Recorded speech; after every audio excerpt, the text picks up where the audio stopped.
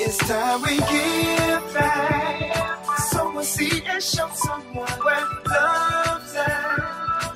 Even if you don't give a dime, give your heart and share your time. Help somebody else in life. Give back. Let's give back. Welcome to this episode of Ignite, Empower, Transform. I am your host, Hosea James Givan II, where we showcase urban superheroes here in the Bronx and around the world. Today we have a very special guest coming from Do or Die, Bed-Stuy. What's happening, Blessed? Blessed Bigz. Peace, King. Rapper extraordinaire. How you doing, fam? All right, yourself? I'm good, I'm good, I'm good. I want to start out by talking about your name. Oh, Blessed Bigz? Yeah. Well, the way I came about the name Blessed Bigz, it was like, I always like to help people and I always like to put a lot of people ahead of myself. So people used to always tell me like, yo, you're not gonna go forward doing that, but I said that's what made me feel good. So after a while they were like, he always wanted to bless somebody. That was like a Brooklyn slang, like they always trying to bless somebody, and with the females too. And they used to use that as a slang. So it kind of grew on me. They put the Bigz for the Deuce Bigelow. It was like basically with the female, so it was like Blessed Bigz. It was like a joke, and then it actually stuck because of my personality. Okay. So how did you get interested in becoming a rapper, bro? Now you come from Bed-Stuy. You come from Bed-Stuy with some of the legendary, all-time great rappers. I always loved music, but then it was like, once like Nas, Big, Jay-Z, they started painting a lot of pictures. Because before it was just like basically creativity, like you being clever with your words. But they started telling stories, and then that's what like kind of fascinated me because it was relatable. You know what I mean? Like I live in Brooklyn, I seen a lot of things, so it's like I wanted to write about it and make it swaggy, make it cool, and see how people take to it. And that's how I got the passion for it. That's what's up. That's what's up. Now you just came out with a single. Yeah, Everything Scoring. Everything Scoring. Yeah. Can we prime Everything Scoring? This is your thing. Yep. Shout it out. Fast life, fast cars. Everywhere we go, niggas know who we are. They know. Brooklyn, Harlem, everything foreign. Pardon, Barclays to Garden, everything scoring. Fast life, fast cars. Everywhere we go, niggas know who we are. They know. Brooklyn, Harlem, everything foreign. Pardon, Barclays to Garden, everything scoring. Won't stop till we all got mansions. Foreign things looking like they all got hands up. Every day a movie, Google trying to brand us. Gucci bag Draco with the love handles. Candles in the hood for the blood sample. Some make it, most don't, that's a thug anthem. Funny a nigga you love got his whole hand in. The nigga you hate, damn, wouldn't even stamp it. You feeling like your man from another planet. 357 the weapon, she never jamming. Hurts even more knowing who really stamped it. Paper boys the family, never broken champion. Fast life, fast cars. Everywhere we go, niggas know who we are. They know. Brooklyn, Harlem, everything foreign. Pardon, Barclays to Garden, everything scoring. Fast life, fast cars. Everywhere we go, know who we are. Brooklyn, Harlem, everything foreign. Pardon, Barclays to Garden, everything scoring. Shake time, get busy time. Pull a glizzy 9, bitch, give me mine. Regular, leaning on the raggle. Foreign things show love when I blow through. Hop out, whole block about to pop out. Half a broom extendo, about to rock out. 115 for Lennox, I'm from the Stacks. Whatever, we at, you talk bricks. Man, I saw a ton of them. I done did shit New York Freddie did. I done hid shit New York Freddie hid. And I just did a New York Freddie did. Fast life, fast cars. Everywhere we go, know who we are. They know. Brooklyn, Harlem, everything foreign. Pardon, Barclays to Garden, everything scoring. Fast life, fast cars. Everywhere we go, niggas know who we are. Brooklyn, Harlem, everything foreign. Pardon, Barclays to Garden, everything scoring.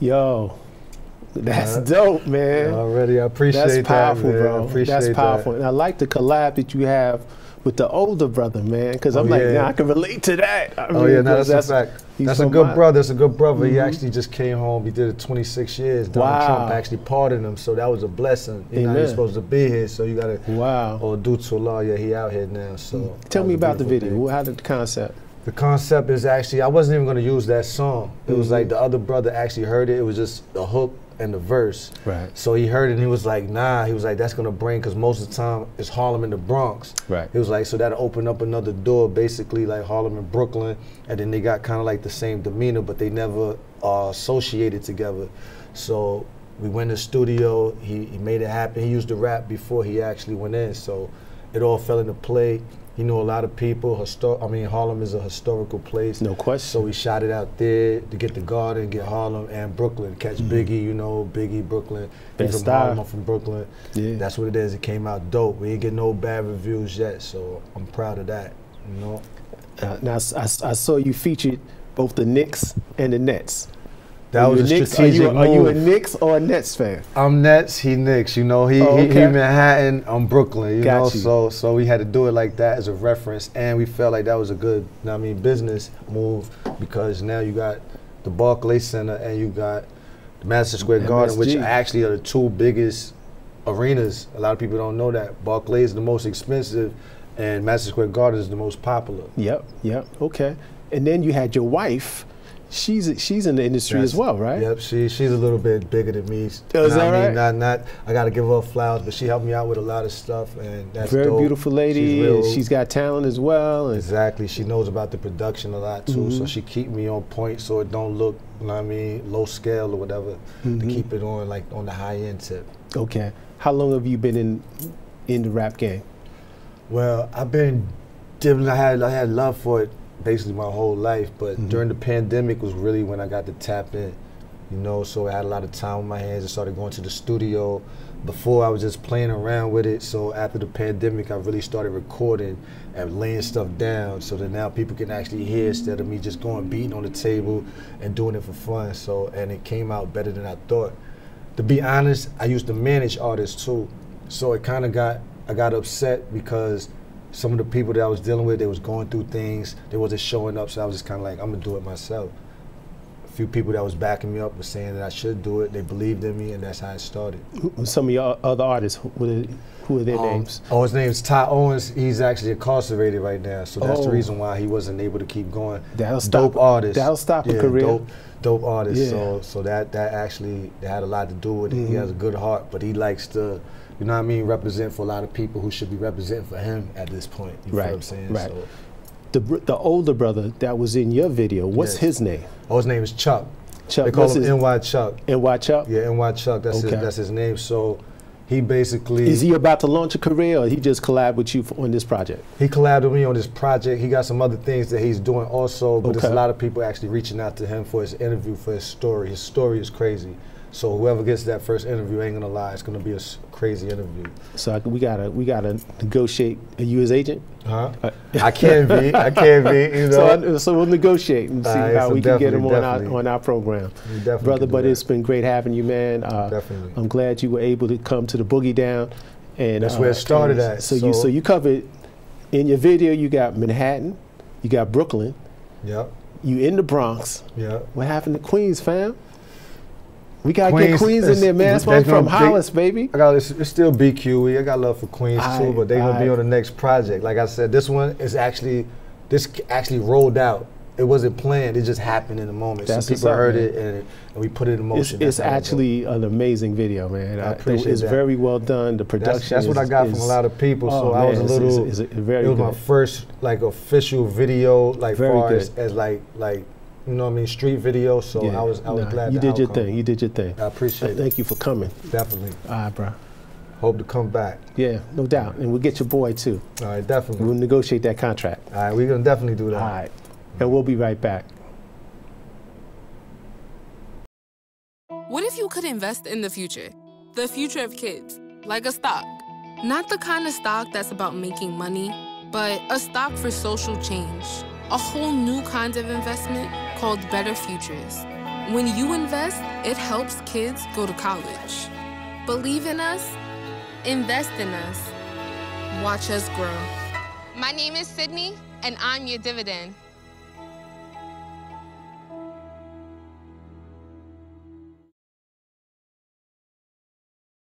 I see you mobbing over her. Let's go. Let's mob. Let's crawl. Let's crawl. Let's crawl. Hey, yo, we mobbing. Come on, girl. Let's crawl. Hey, yo, let's crawl. Hey, yo, let's crawl. Hey, let's crawl.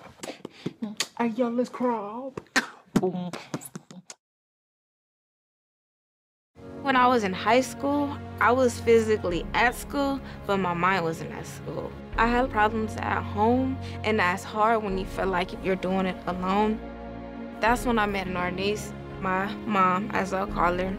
She started helping me a little bit, like, Nia, I don't know what you're doing with your life, but your future is more important. She's my strength. Just being that support for those hard days and those hard nights, not giving up on me. Thank you to my mama. I wouldn't have did this if it wasn't for her. Today is for my mama and everybody who had my back. It takes a village to help somebody get their diploma. Some people would think, well, maybe it's really not that big of a deal, but it really is. It changes your whole life.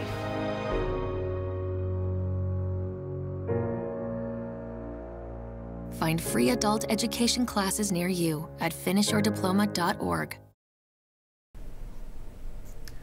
Welcome back to the second segment of Ignite, Empower, Transform. We are here with two very special guests coming from Tinton Avenue in the Bronx. We're here to talk about an event that's coming up on September 9th. We're calling it Trey Day. Trey Day is the name that we're calling it because it's the nickname of Trey McMillan, who last September 30th passed away. Trey was a very, very important part of our team in terms of the community work that we're doing in the South Bronx, specifically in that area, PS 463 to PS 198 campus. Trey was one of my coaches in the program. When I wrote my book, Reach Your Community, I actually devoted a chapter to Trey, and I devoted that chapter to Trey because I thought he was an excellent example of the men that we need to step up. He was an example of a man stepping up in his community to do what he was able to do through working with the young people to help us change lives in the South Bronx. So I have today Keziah and Elder Wali Abdun, Noor, who has been on our show. This is what, our fourth time? Yeah, about that many. Yes, our fourth time on the show. His daughter, Keziah Norman, right? Well, Keziah Norman, but I go by Keziah Glow. Okay, because you just sparkle and you just glow. There you go, there you go, there you go. Bright person, bright personality. Thank you, thank you. Yeah, it's a pleasure to be here. I am, a host and producer for WBAI, WHCR. WBAI? So, yeah. That I didn't know. Yeah, so it's really great to You gotta get me on the show. Oh, I didn't know WBAI. I know about it. You told me a Harlem station. Right. This is, you do both? Yeah, I do both. Oh, okay. And so, it's really great to be here at BronxNet.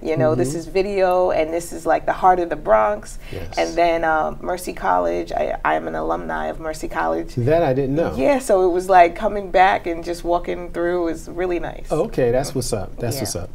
So we're going to get back to the main reason for us coming together. Yes. is what we're planning on September 9th. Absolutely. Like I said, last September 30th, we were devastated with the news of Trey passing. Trey was 42, 43 years old. Yep. Young brother. I poured so much time and we shared so many conversations and just his commitment to what we were trying to do. And, when I first met him, he had evolved from when I first met him to where he was when he passed. Right. Good man, a good father. when you're in the field of education, and he has his son, Bryce, who was one of my students, and Bryce kind of was getting, he was kind of he had some issues, right? So I'd have to have his father come in from time to time. Right. But what I always admired and respected about Trey was he never came into the situation being defensive. Right. He always listened, and he respected whatever the issue was. I've dealt with parents that will come in and like, you're the problem. Right. It was never that was never the case with Trey. He was always going to listen. He would always kind of support the school in our position, because he believed that we were doing whatever we were doing in the best interest of his son. Right. So when you encounter those kind of parents in today's world, that's not often the case, because they're like, we're the problem. The educators are the problem. It's not parenting. It's not, we're the problem. And so when you encounter parents like that, that's kind of what made him endearing to me. And then I think I've told you, you don't realize sometimes how close you are to a person until they're gone. And this is one of those examples where I really was jacked up. Absolutely. We were too. Yeah. We were too. Yeah. That was one of the things that you don't realize how important someone is and how much of a staple they are in your life until they're no longer there. Right. And besides the fact that he was about, how tall was he? 6'7". He was probably 6'7". He was a very strong person who had a strong presence. And so in your life, he did support you in that way. He was very supportive. He was a big person, but he was very gentle. Right. Yeah. Right. And cared so much about the kids, and absolutely. He's one of the men, again, there was a group of men that I was able to kind of deputize, for lack of a better term, to kind of get involved with what we were doing. But he talked about how becoming a coach, how that helped to raise his status in the community. And he talked about when he would walk into a bodega and how he felt so good when a kid was with his parent. He said, hey, there's my coach. Absolutely. And how that made him feel so good about doing what he was doing. So he shared that many times. He would often say that transformed his life. He had a serious transformation. He went from more of a, for lack of a better word, a street life, to that coaching experience led him to change his life, because he said, the kids are going to see me, the children are going to see me outside of the schooling hours. And if I'm in this community, I have to show up a certain way. So the coaching literally, and the parenting of his son when he had custody of his son, because his son actually left the other situation. Yeah, he left the mom and wanted to live with his dad. So between getting custody of his son and becoming a single parent, and then the coaching, he began to transform his life. He turned into a different person. Right. And we talk about that. We address that in my book, because I think we absolutely need models like him. Yeah. We need examples, tangible examples of men that can turn the corner. A lot of people get stuck, right? I would say he turned more than around the corner, because I know when he was born. Wow. And I seen him in the backyard, in the front yard, on the street. Right. And he was a child at risk. Right. Serious. And that transformation was big. And what that led me to also see that, yes, we do need education. We do need to, go to school, get college. I don't know exactly how much, how far he went in his preliminary education, but that let me see that you don't have to be a college graduate or some great person to really be a good person. Absolutely. Absolutely. Right. You know? Absolutely. And it was always in him.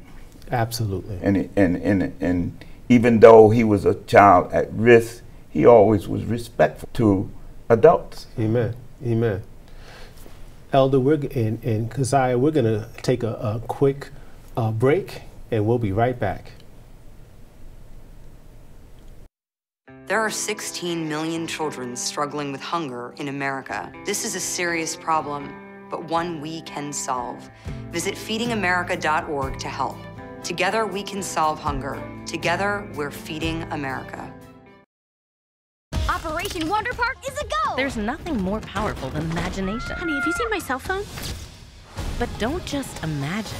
My park came to life? Ooh, a plot twist. Use STEM to build,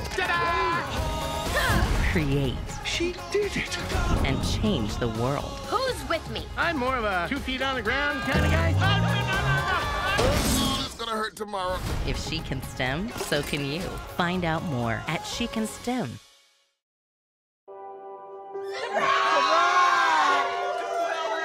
I see the future is really bright for me. The high school diploma is just added to the confidence, and now I feel unstoppable. Find free adult education classes near you at finishyourdiploma.org.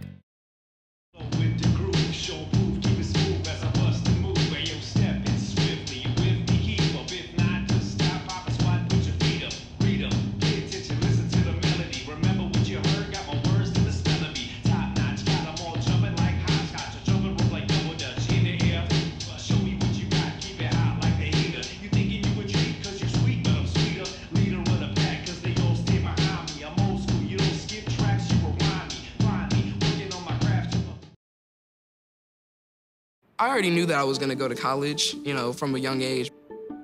I definitely want to major in political science, become the mayor or something, make the situation better for other people.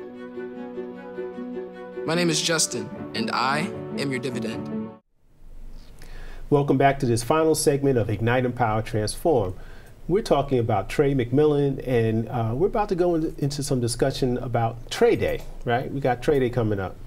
Absolutely. Let's talk about that. How are we going to honor this brother? I think you know what, you said something. You said it's going to be epic.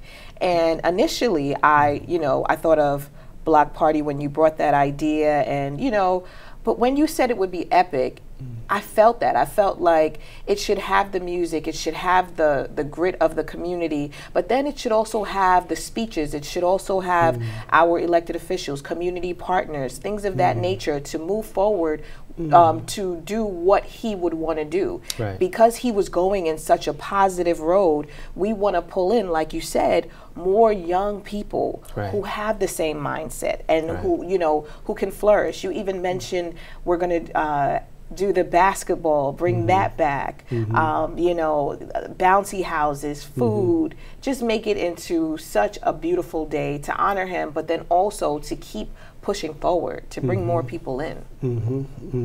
Yeah, I think that September 9th is the date. Okay. We're going to be on Tinton Avenue between 168th and 169th, and adjacent to that block is PS 463 or PS 198 campus, right, where we're going to have the basketball tournament.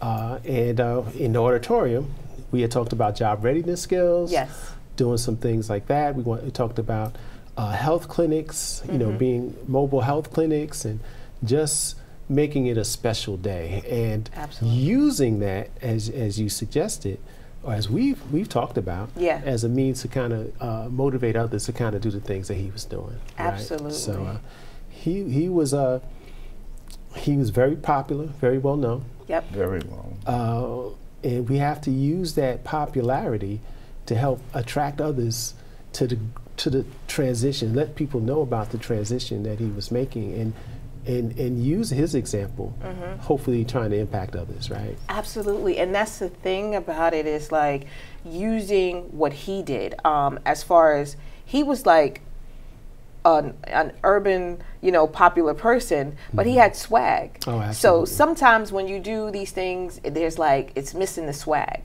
And that's what you said when you said it's going to be epic. I felt it. I felt like it's an event that has swag, that appeals to young people. A lot of times things don't really appeal to them because it seems too square. So it has to be something that's like, violent. Right. But as we were saying earlier, having things that are positive but still appealing is what we want to do. We want to let them know it's really cool to be able to do, to have a day in Martha's Vineyard or do something that's like, that's out of. Fred was with me in Martha's. Oh, so Fred is another one of my coaches. Yeah. Fred McKay. Yeah. And who I also feature in my book. Yes. And I know you saw him this morning. Yes. On the block. Yep. And he was with me in Martha's Vineyard last year. Wow. Yeah, he was with me in Martha's Vineyard last year. See, that's amazing. Yeah. And it was something that he talked about as being, it's good to expose. It's about exposure, right? Absolutely. So it was good. I'm glad. It's funny you mentioned that. It's funny you mentioned that. And I think that this has to be something that's a start of something. It can't be. There's no transformation in one day. No doubt. And so this has to be something that is going to go forward, even if it's just taken with a basketball tournament or some other means that will keep the interest, especially of the young people that come out. Absolutely. We talked about, and I'm big on, and we talked yesterday about creating sparks, right? Yes. And you ignite, and that's what this program is Ignite, right? So Ignite, Empower, Transform. So we want to create that spark, yes. And we want it to be sustainable, right? We don't want it to be a one-day thing. But I think part of what has to happen is that we have to continue to let the community understand that they're stakeholders, and they have to be responsible for whatever change takes place. I'm not from over there. Yeah. You know what I'm saying? Right. Now, what's different about me is that I'm over there, trying to make it and trying to be supportive. Yes. But it's really incumbent upon the people that are in that community to understand and recognize it. If it's going to change, it's going to change through you, not through me. I think that's the biggest goal, is to understand that you have the power to change things, because so many things are handed down and sometimes you feel oppressed. But when you understand that you have that power to make the changes, and that's the beauty of what you did with the young people and what you continue to do, is letting them know. That's what happened with Trey. He realized he had the power to change his community, and he started doing it. Amen. Yeah. Well, we're going to close out. That's an excellent way to close out, because that speaks to the spirit of what this is all about. I want to thank you for joining us for this episode of Ignite, Empower, Transform. I was your host, Hosea James Givan II. And remember, if it's in your heart, do your part. Today's help equals tomorrow's hope. I love our youth. Power to the people.